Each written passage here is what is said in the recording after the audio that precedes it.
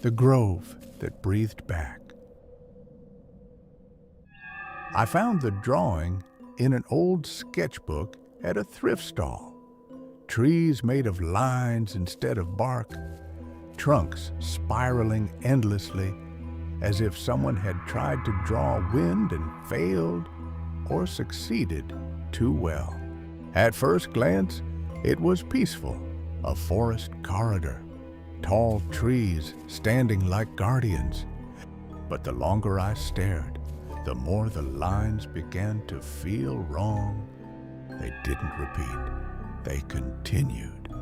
Each trunk was a single, unbroken stroke, looping and tightening, like breath held for too long. The canopies weren't leaves at all, just dense, frantic scribbles, clotted together like thoughts you try not to think at night. I traced the center path with my finger.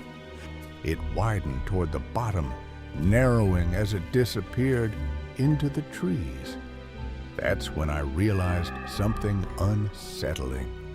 There were no shadows, only direction. That night, I dreamed I was standing inside the drawing. The trees were impossibly tall, their bodies humming softly, as if thousands of whispers were being spoken all at once, layered on top of each other. When I placed my hand against one trunk, the lines beneath my palm shifted, not moved, adjusted. The forest breathed in.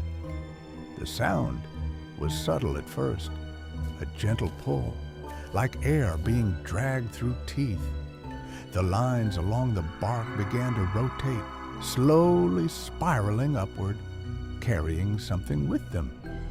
Memories, not mine. I saw people walking that same path years apart, each one slowing down, pressing their hands to the trees the way I had. Some leaned in close, resting their foreheads against the bark, listening.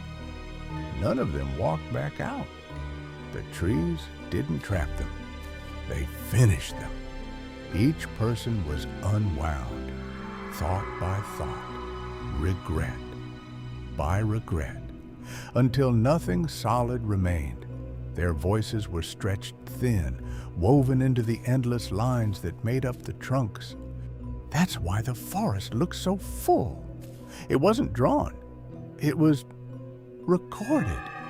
I woke up gasping, my sketchbook open on my chest. The drawing had changed. The central path was wider now, and faintly, so faintly I almost missed it, there was a new set of lines near the base of the nearest tree. They curved like fingers, reaching. I closed the book. I locked it away. I told myself it was just art. But sometimes, when the room is quiet, I hear it, a slow, collective inhale. And I know the grove is still growing.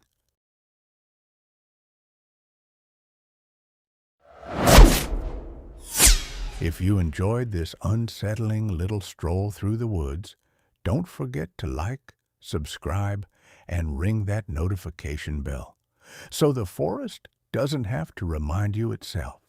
New stories drop every Tuesday. And until then, keep your eyes open, your lights on, and remember, some art doesn't want to be admired. It wants to be completed.